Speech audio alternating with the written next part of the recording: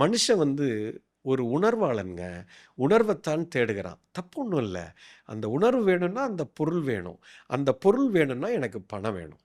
அ ரூ. 1,00,00,000 பணம் இருக்கு. இந்த 1,00,00,000 வச்சு நீங்க ஒரு BMW கார் வாங்க முடியும். அப்போ உங்களுக்கு இந்த 1,00,00,000 நீங்க டெய்லி கண்ல பார்த்துக்கிட்டே இருங்க. உங்களுக்கு சந்தோஷமே கிடைக்காது. ஆனா, அந்த 1,00,00,000 வச்சு ஒரு BMW கார் வாங்குனீங்கன்னா, அத ஓட்டும்போது உங்களுக்கு பெரிய ஆனந்தம் கிடைக்குது. துறவு அப்படிங்கிற வார்த்தைய எல்லாரும் தப்பா புரிஞ்சிருக்கிறாங்க. துறவுங்கிறது எல்லாத்தையும் நான் விடணும். அப்பனா தான் நான் ஆன்மீகத்துக்குள்ள முடியும் அப்படிங்கிறது இல்ல. துறவுங்கிறது வெளியில இருக்கிற பொருள் தன்மையில இல்ல. எனக்கு உள்ளுக்குள்ள இருக்கிற உள்ளத்துக்குள்ள துறவு இருக்கணும். துறவுன்னா என்னன்னா, எல்லாத்தையும் நீங்க அனுபவிக்கலாம். ஆனா, எதையும் சொந்தம் கொண்டாடக்கூடாது. நான் சொல்ல வர்றது என்னன்னா, ஒரு ஹேர்லைன் டிஃபரன்ஸ் தான். பணம்ங்கிறது ஒரு மீடியா. அது அத்தன பொருளையும் உங்களுக்கு ஈட்டுக் கொடுக்கும். உங்களுக்கு பிடிக்கிறது பணம் இல்ல, பொருள் தான். இந்த இகலோக வாழ்க்கை அப்படிங்கிறது, இந்த உலகத்துல இருக்கிற அத்தன செல்வத்தையும் அனுபவிக்கிறதுக்கு தாங்க நீங்களும் நானும் பொறந்திருக்கோம்.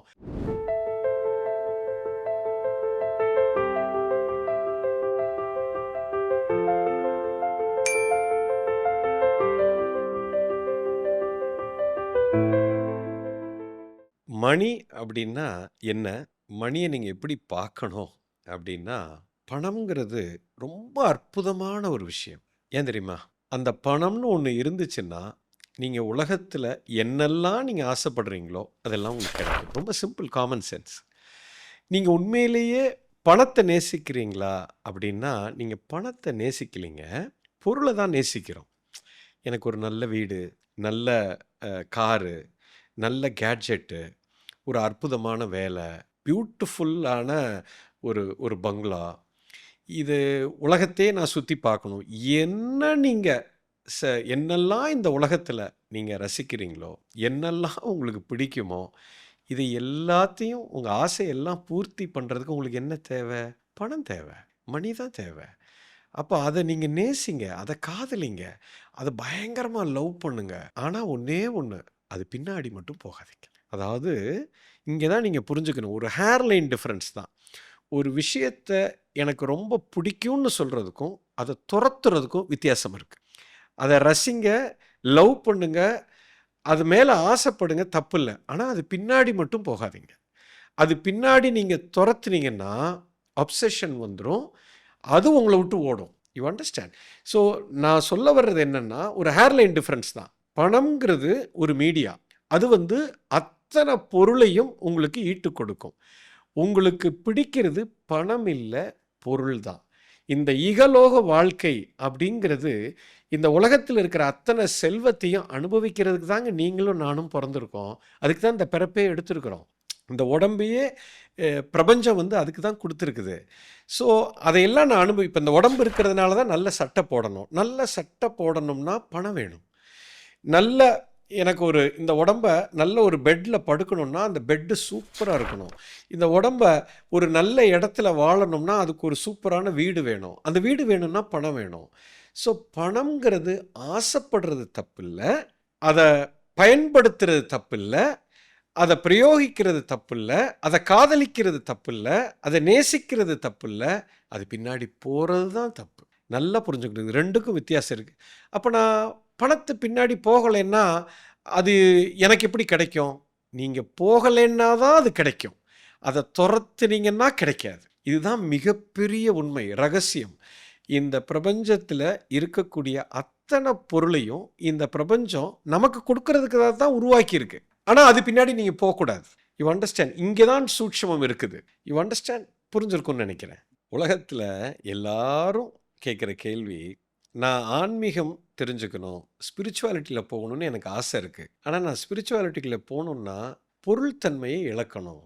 நான் எல்லாத்தையும் தொறந்துட்டு தான் போகணும். இது ஒரு மிகப்பெரிய கோமாளித்தனங்க. இதுக்கும் ஸ்பிரிச்சுவாலிட்டிக்கும், பணத்துக்கும், செல்வத்துக்கும், பொருளுக்கும் சம்பந்தமே கிடையாது. You understand? இது எங்கேருந்து இது மக்களுக்கு இப்படி ஒரு ஒரு ஒரு எண்ணம் வந்துச்சுன்னு தெரியல. துறவு அப்படிங்கிற வார்த்தைய எல்லாரும் தப்பா புரிஞ்சிருக்கிறாங்க. துறவுங்கிறது எல்லாத்தையும் நான் விடணும். அப்பனா தான் நான் ஆன்மீகத்துக்குள்ள போ முடியும் அப்படிங்கிறது இல்ல. துறவுங்கிறது வெளியில இருக்கிற பொருள் தன்மையில இல்ல. எனக்கு உள்ளுக்குள்ள இருக்கிற உள்ளத்துக்குள்ள துறவு இருக்கணும். துறவுன்னா என்னன்னா, எல்லாத்தையும் நீங்க அனுபவிக்கலாம். ஆனா எதையும் சொந்தம் கொண்டாடக்கூடாது.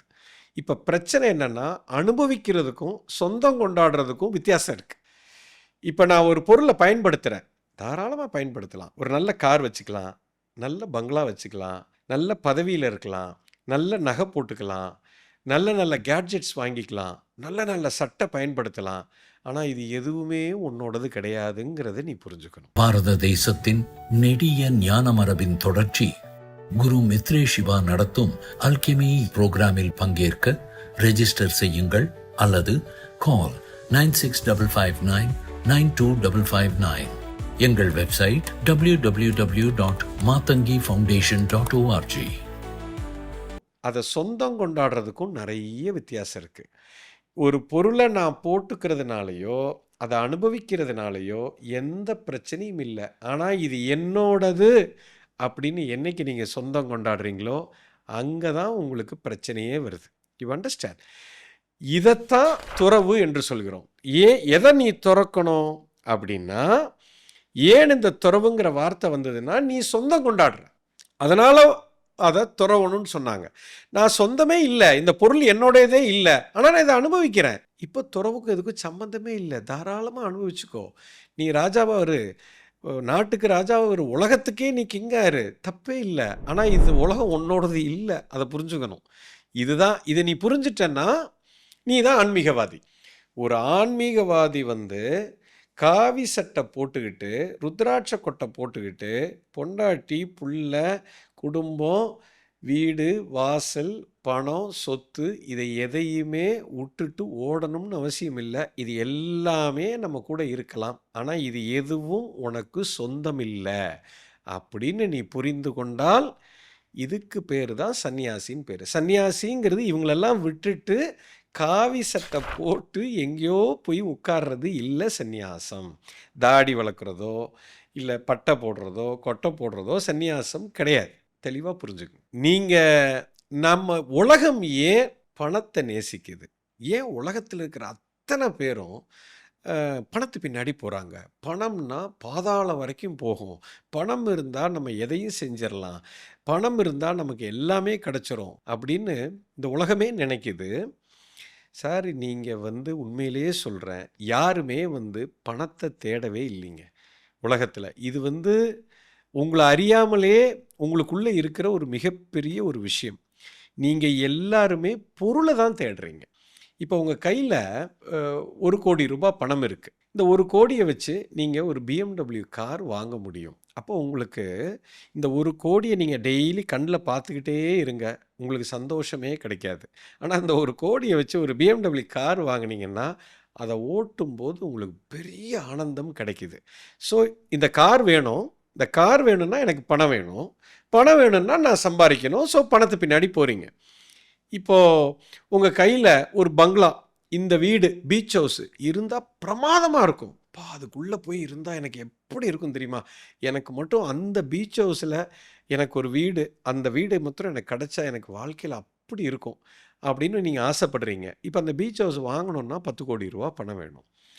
ஸோ இப்போ அந்த பீச் ஹவுஸ் எனக்கு பிடிச்சிருக்கு, அதை வாங்கிறதுக்கு எனக்கு 10 கோடி ரூபா பணம் வேணும். இப்போ நீங்கள் பணத்து பின்னாடி போகிறீங்க.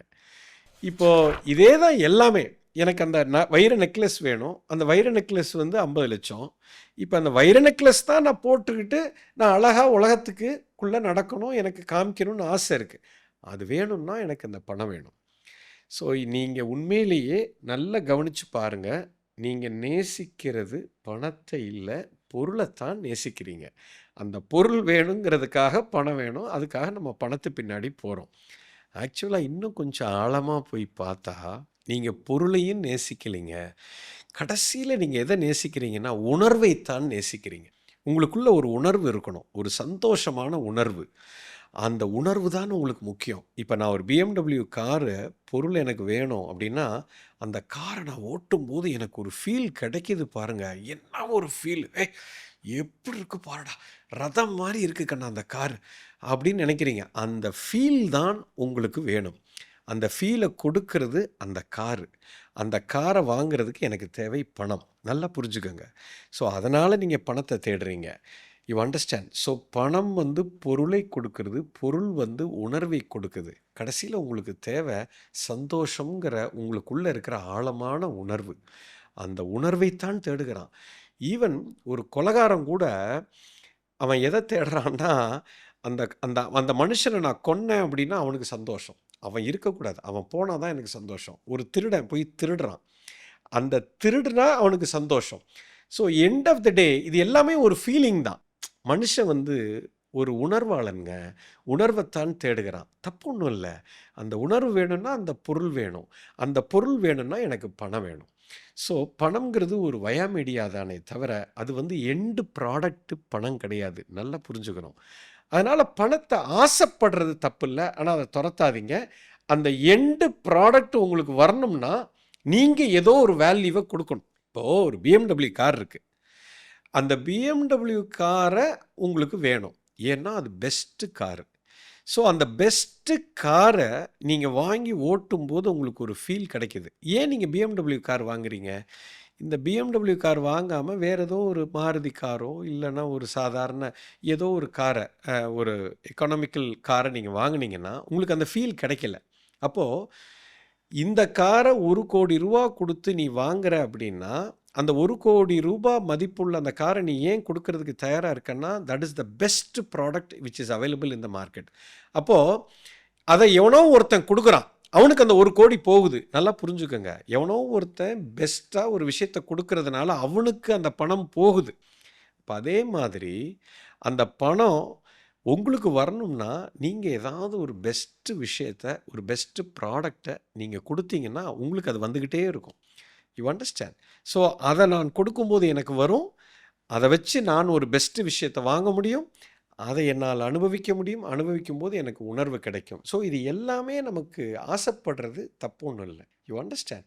This is the secret of wealth and money. பாரத தேசத்தின் நெடிய ஞான மரபின் தொடர்ச்சி குரு மித்ரே சிவா நடத்தும் அல்கெமி புரோகிராமில் பங்கேற்க ரெஜிஸ்டர் செய்யுங்கள் அல்லது கால் 9655992559. எங்கள் வெப்சைட் www.matangifoundation.org.